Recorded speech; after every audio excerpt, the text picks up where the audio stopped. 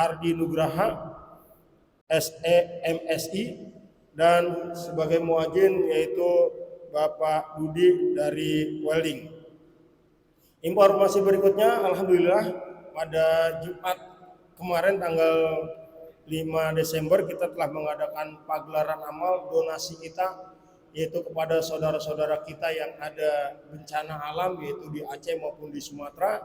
Alhamdulillah terkumpul yaitu Rp6.064.000.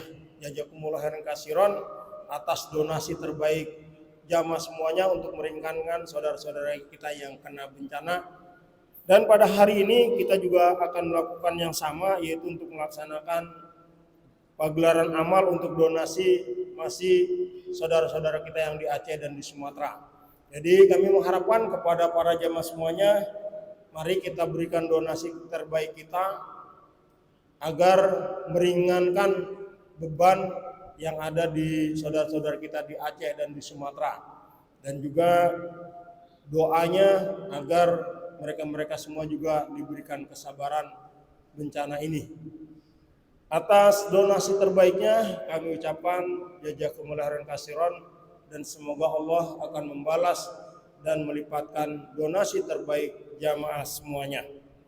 Untuk kesempurnaan sholat Jumat kita, kami mengharapkan kepada jamaah yang sudah duduk di belakang untuk segera mengisi saf-saf terbaik. Jadi kami mengharapkan kepada bapak-bapak semuanya agar saudara-saudara kita yang baru datang itu tidak terganggu. Dan insya Allah saf-saf terdepan adalah saf-saf terbaik. Dan insya Allah pun pahalanya berbeda lah untuk yang di belakang. Ya, sekali lagi atas kesadaran, ketulusan hati kami mengharapkan sekali lagi untuk bisa maju ke saf-saf terdepan. Atas kesadarannya dan keikhlasannya untuk bisa melangkah ke depan kami ucapkan jazakumullah khairan katsiran. Untuk waktu Jumat pada hari ini yaitu 11.48 waktu Indonesia bagian Barat.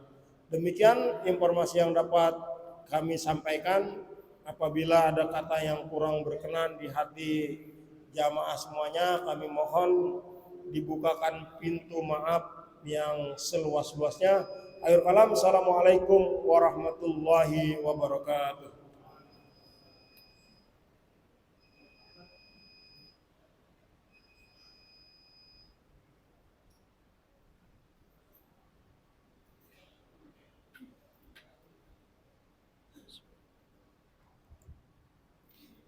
Bismillahirrahmanirrahim. Assalamualaikum warahmatullahi wabarakatuh.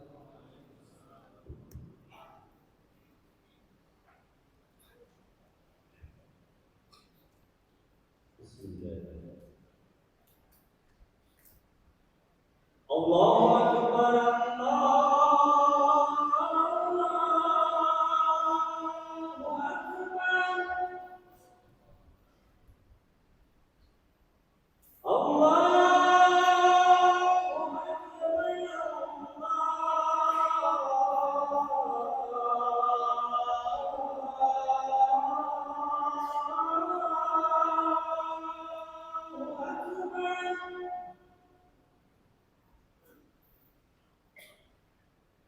أشهد أن لا إله إلا الله.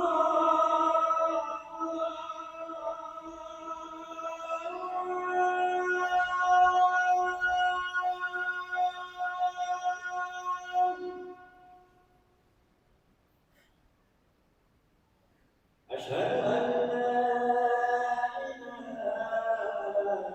إلا الله.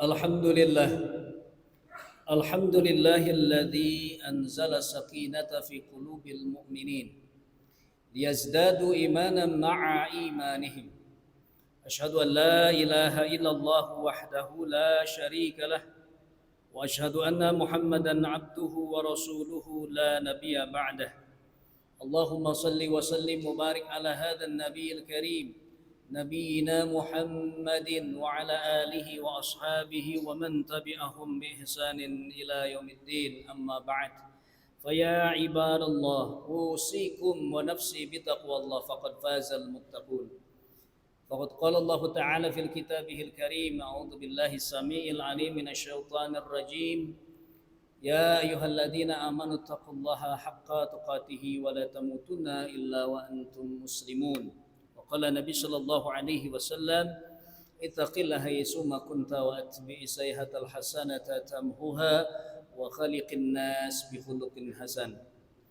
Hadirin sidang salat Jumat wa jumratal mu'minin, sidang salat Jumat yang dimuliakan oleh Allah Subhanahu wa taala. Alhamdulillah kita bersyukur kepada Allah Azza wa Jalla seraya kita sempurnakan rasa syukur kita dengan menyampaikan salam teriring salawat kepada junjungan kita Nabiullah Muhammad sallallahu alaihi wasallam, juga kepada segenap keluarganya, para sahabatnya dan kita semua umatnya yang terus berupaya untuk menghidupkan sunnahnya, dan semoga Allah ridha dan memberikan izin kepada kita semua untuk kemudian kita mendapatkan syafaatul uzma dari baginda Nabiullah Muhammad sallallahu alaihi wasallam. Amin ya rabbal alamin. Saudaraku hadirin sidang salat Jumat yang dimuliakan oleh Allah Subhanahu wa taala, di beberapa pembukaan surah di dalam Al-Qur'an Allah mengulang kata sumpahnya dengan nama waktu. Wal 'asr wal laili wad duha wal fajr. Pernyataan sumpah Allah Subhanahu wa taala dikaitkan dengan waktu, menunjukkan bahwa Allah Subhanahu wa taala ingin memberikan perhatian kepada semua hambanya, bahwa masalah waktu merupakan hal yang penting dalam kehidupan manusia, yang harus menjadi perhatian, yang harus menjadi fokus bagi hamba-hamba Allah Subhanahu wa taala. Dan salah satu bentuk ungkapan qasam atau sumpahnya Allah Subhanahu wa taala dalam pembukaan surah di dalam Al-Qur'an adalah wal fajr. Sumpah Allah Subhanahu wa taala mengatasnamakan, mengkaitkan waktu fajar atau waktu subuh. Maka hal ini menunjukkan bahwa Allah Subhanahu wa taala ingin menyampaikan kepada kita semua bahwa waktu subuh adalah waktu yang penuh dengan keutamaan. Waktu subuh adalah merupakan waktu yang penting untuk kita perhatikan.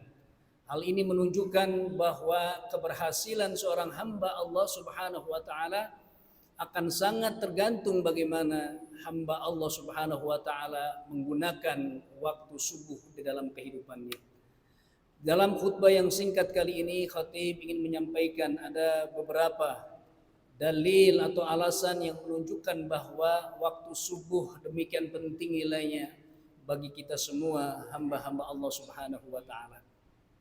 Yang pertama, hadirin sekalian yang dimuliakan oleh Allah Subhanahu wa taala, di dalam Quran surah Al-Isra di ayat 78 Allah Subhanahu wa taala secara khusus menyampaikan kepada kita semua bahwa salah satu bentuk amalan di waktu subuh adalah mendirikan sholat fajar atau sholat subuh. Allah Ta'ala berfirman, A'udzu billahi minasyaitonir rajim, Inna Qur'anal fajri kana mashhuda. Bahwa sesungguhnya mendirikan sholat di waktu fajar atau mendirikan sholat di waktu subuh sesungguhnya disaksikan oleh para malaikat Allah Subhanahu wa Ta'ala. Hadirin sekalian yang dimuliakan oleh Allah Subhanahu wa taala. Hal ini menunjukkan bahwa waktu subuh adalah waktu yang diberikan keutamaan oleh Allah Subhanahu wa taala. Sehingga Allah Subhanahu wa taala memerintahkan kepada para malaikatnya yang tidak pernah mendurhakai Allah Subhanahu wa taala, yang tidak memiliki hawa nafsu di dalam dirinya, yang selalu mentaati perintah Allah Subhanahu wa taala, menjalankan perintah Allah Subhanahu wa taala, dan salah satunya adalah menjadi saksi atas hamba-hamba Allah Subhanahu wa taala yang mendirikan salat subuh. Hadirin sekalian dimuliakan Allah Subhanahu wa taala. Maka Rasulullah sallallahu alaihi wasallam menjelaskan bahwa ada dua waktu di mana para malaikat-malaikat Allah Subhanahu wa taala berkumpul untuk kemudian menjadi saksi atas amal saleh, untuk menjadi saksi atas perbuatan hamba-hamba Allah Subhanahu wa taala di waktu sore, di waktu subuh atau di waktu fajar. Hal ini menunjukkan bahwasanya dua waktu inilah di mana seluruh malaikat-malaikat Allah Subhanahu wa taala akan menjadi saksi di hadapan Allah Subhanahu wa taala, akan memberikan persaksian atas amal ibadah yang dilakukan oleh hamba-hamba Allah Subhanahu wa taala yang melaksanakan ibadah di waktu asar dan di waktu subuh. Karena itulah Rasulullah sallallahu alaihi wasallam kemudian menyebutkan dalam sebuah sabdanya, man salata bardainin dakhala jannah. Barang siapa yang mendirikan dua waktu salat, yaitu salat asar dan salat subuh, dakhala jannah, maka dirinya akan dimasukkan ke dalam surganya Allah Subhanahu wa taala. Maka benarlah apa yang difirmankan oleh Allah Subhanahu wa taala di dalam penutup surah Al-Fajr. Allah Subhanahu wa taala telah menjanjikan bagi siapa saja yang memanfaatkan waktu subuh dengan sebaik-baiknya, maka dia akan menjadi penghuninya surga Allah Subhanahu wa taala. Hadirin sekalian sidang Jumat yang dimuliakan oleh Allah Subhanahu wa taala. Kemudian di samping Allah Subhanahu wa taala menjelaskan tentang bagaimana amal saleh mendirikan salat waktu dipersaksikan oleh para malaikat Allah Subhanahu wa taala, yang berikutnya adalah Rasulullah sallallahu alaihi wasallam secara khusus mendoakan umatnya yang mendirikan ibadah, melaksanakan ibadah di waktu subuh. Sebagaimana hadis yang diriwayatkan oleh Imam Abu Daud, bahwasanya Rasulullah sallallahu alaihi wasallam secara khusus beliau memanjatkan doa kepada Allah Subhanahu wa taala. Beliau memohon kepada Allahur Rabbul Izzati untuk mendoakan umatnya yang melaksanakan ibadah di waktu subuh dengan doa yang beliau panjatkan, Allahumma barik li ummati fi bukuriha. Ya Allah, ya Rabbku, ya Tuhanku, berkahi umatku yang melaksanakan ibadah di waktu fajar atau di waktu subuh. Hadirin sekalian dimakan Allah Subhanahu wa taala. Ini adalah merupakan satu bentuk kemuliaan. Ini adalah satu prestasi yang harusnya senantiasa memotivasi kita untuk berupaya menjadikan waktu subuh menjadi waktu yang penuh keutamaan. Sampai-sampai junjungan kita Nabiullah Muhammad sallallahu alaihi wasallam, beliau kekasih Allah, doanya dikabul oleh Allah Subhanahu wa taala, dijamin sebagai penghuni surganya Allah Subhanahu wa taala.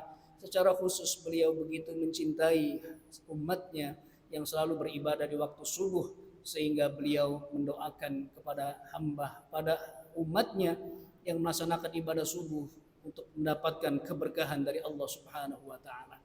Bukankah kita semua berharap agar kehidupan kita ini mendapatkan keberkahan? Bukankah keberkahan menjadi cita-cita bagi kita semua kaum muslimin? Karena keberkahan, sebagaimana para ulama memberikan ta'rif atau pengertian tentang barakah, al-barakatu ziyadatul khairin, bahwa sesungguhnya keberkahan itu adalah di mana seseorang mendapatkan semua nilai-nilai kebaikan dalam hidupnya, semua hal yang ia sukai, semua hal-hal yang positif dalam hidupnya.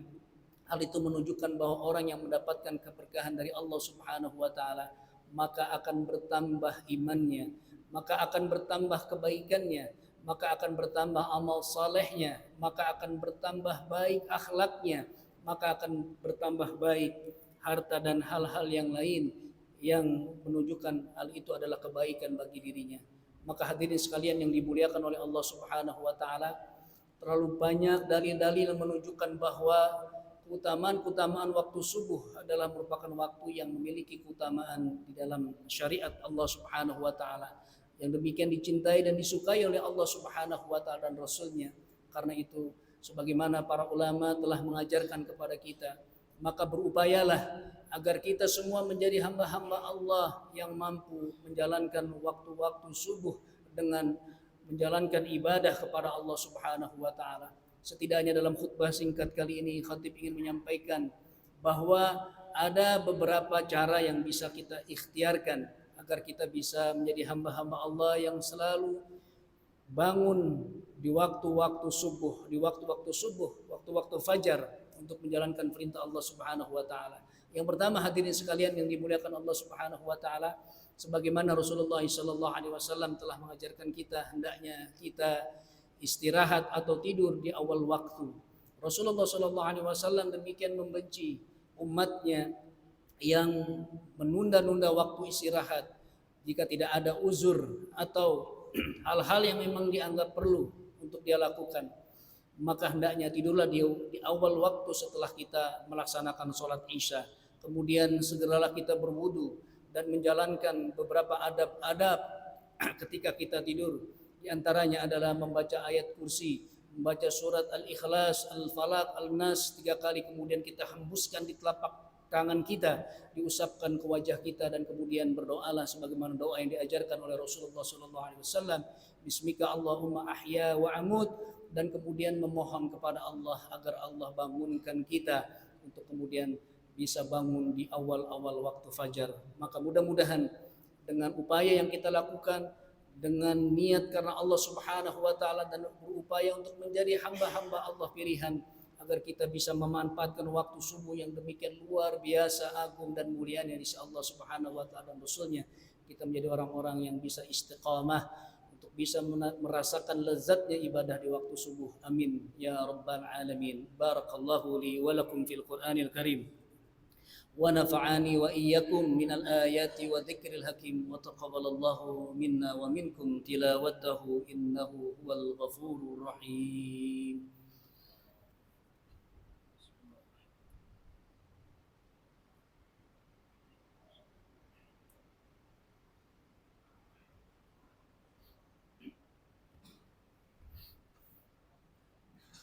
Alhamdulillahilladzi khalaqal mauta wal hayata liyabluwakum ayyukum ahsanu amala. Asyhadu an la ilaha illallah wa asyhadu anna Muhammadan abduhu wa rasuluhu la nabiyya ba'dah. Allahumma salli wa sallim wa barik ala hadzal nabiyil karim nabiyina Muhammadin wa ala alihi wa ashabihi wa man tabi'ahum bi ihsanin ila yaumiddin. Amma ba'du. فيا عباد الله أوصيكم ونفسي بتقوى الله فقد فاز المتقون. فقد قال الله تعالى في كتابه الكريم: أعوذ بالله السميع العليم من الشيطان الرجيم.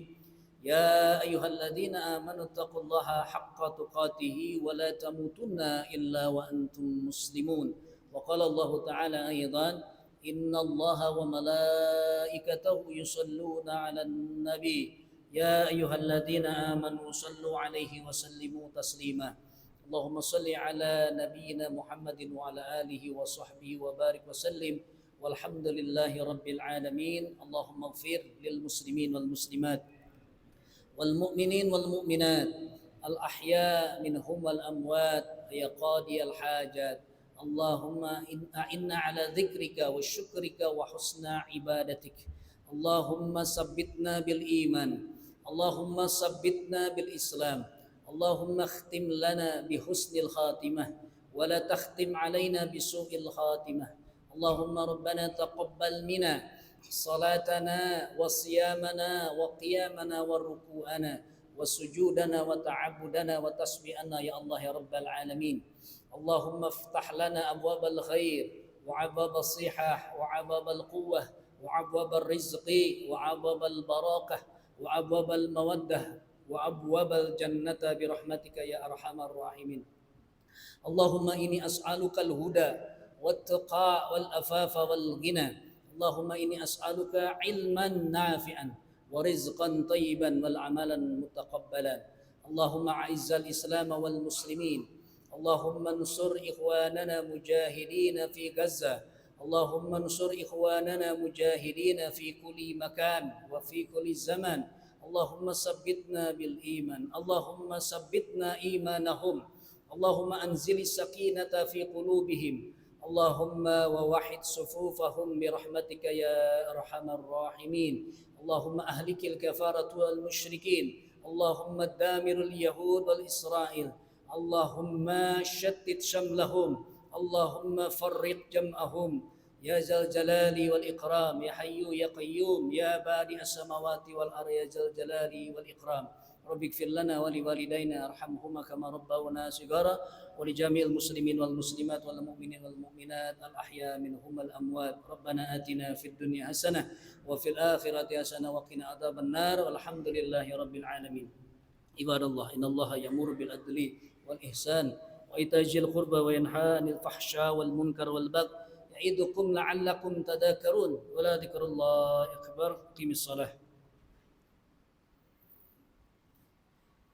الله أكبر الله أكبر أشهد أن لا إله إلا الله أشهد أن محمدا رسول الله حي على الصلاة حي على الفلاح قد قامت الصلاة قد قامت الصلاة الله أكبر الله أكبر لا إله إلا الله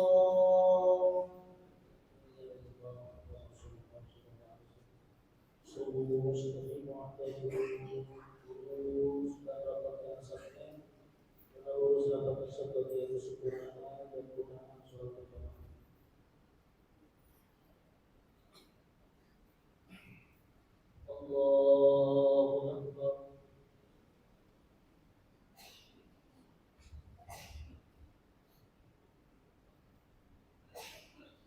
بسم الله الرحمن الرحيم الحمد لله رب العالمين الرحمن الرحيم مالك يوم الدين إياك نعبد وإياك نستعين اهدنا الصراط المستقيم صراط الذين أنعمت عليهم غير المغضوب عليهم ولا الضالين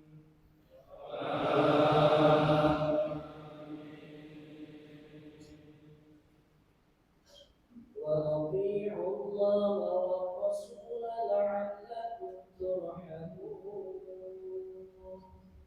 وسارعوا إلى مغفرة من ربكم وجنة أرضها السماوات والأرض أعدت للمتقين الذين ينفقون في السراء والضراء والكاظمين الغيظ والعافين عن الناس والله يحب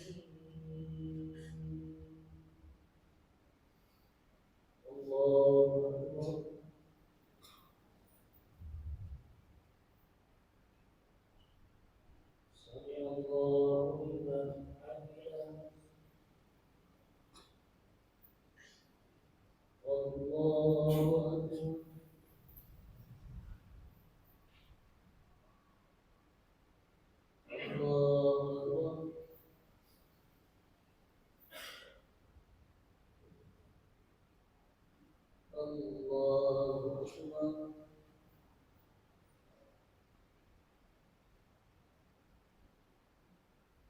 الله أكبر بسم الله الرحمن الرحيم الحمد لله رب العالمين الرحمن الرحيم مالك يوم الدين إياك نعبد وإياك نستعين اهدنا الصراط المستقيم صراط الذين أنعمت عليهم غير المغضوب عليهم ولا الضالين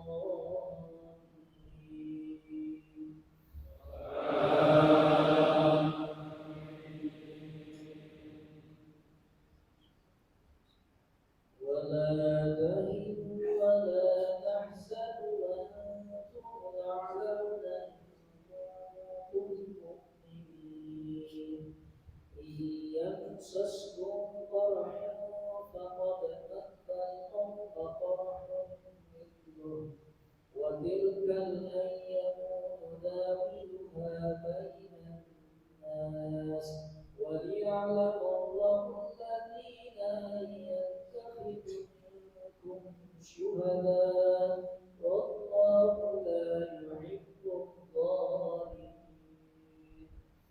وليمحص الله الذين آمنوا ويمحق الكافرين أم حسبتم أن تدخلوا الجنة ولما يعلم الله الذين جاهدوا منكم ويعلم الصابرين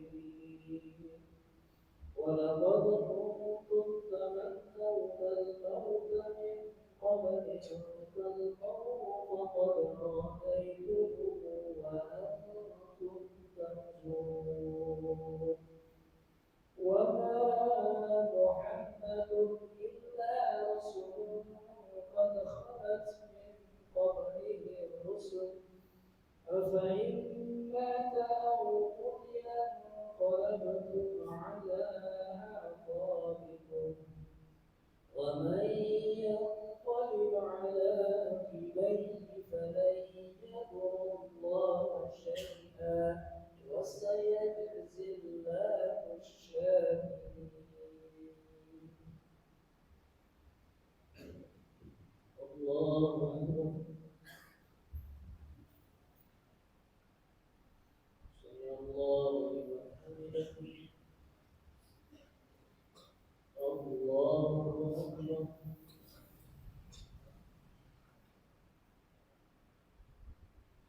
الله أكبر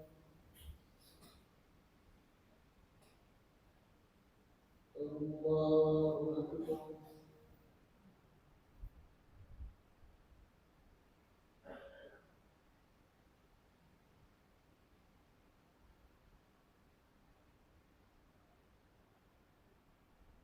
الله أكبر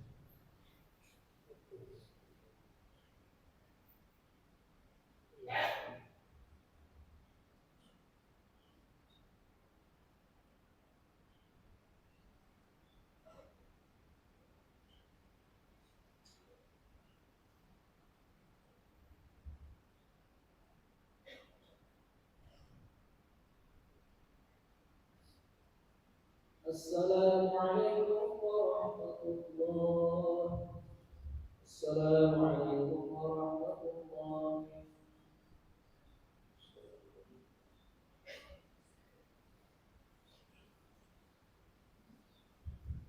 Bismillahirrahmanirrahim. Assalamualaikum warahmatullahi wabarakatuh.